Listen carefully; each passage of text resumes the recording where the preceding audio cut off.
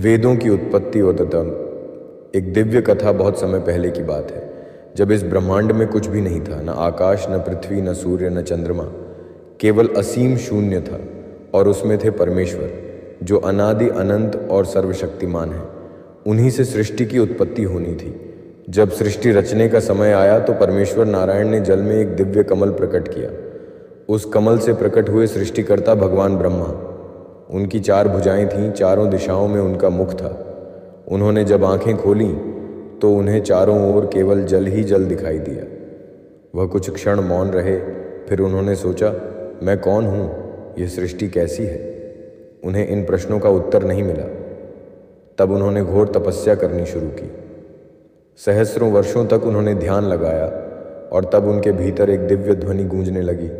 यह ध्वनि थी ओंकार की। इस ओंकार से 4 पवित्र ध्वनियाँ प्रकट हुईं और इन्हीं से 4 वेदों का जन्म हुआ। 4 वेदों की उत्पत्ति। ब्रह्मा जी ने जब इन ध्वनियों को सुना तो उन्होंने उन्हें समझने का प्रयास किया। तभी एक अद्भुत घटना हुई।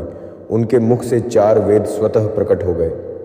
1 ऋग्वेद, यह उनके मुख से प्रकट हुआ और इसमें सृष्टि के रहस्य, ब्रह्मांड की उत्पत्ति और देवताओं के स्तोत्र समाहित थे।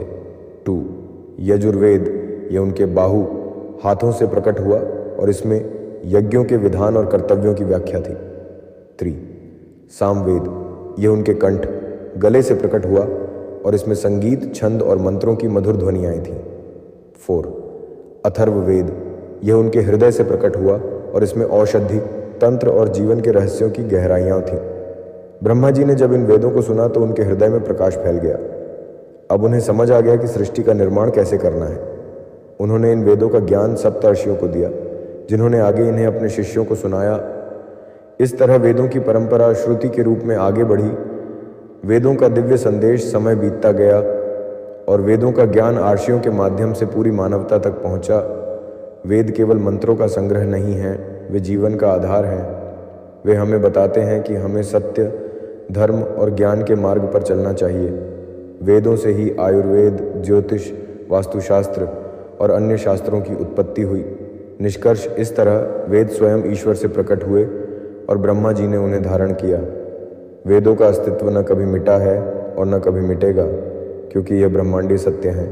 जो व्यक्ति वेदों का अध्ययन करता है वह सच्चे ज्ञान की ओर बढ़ता है और मोक्ष के मार्ग को प्राप्त करता है।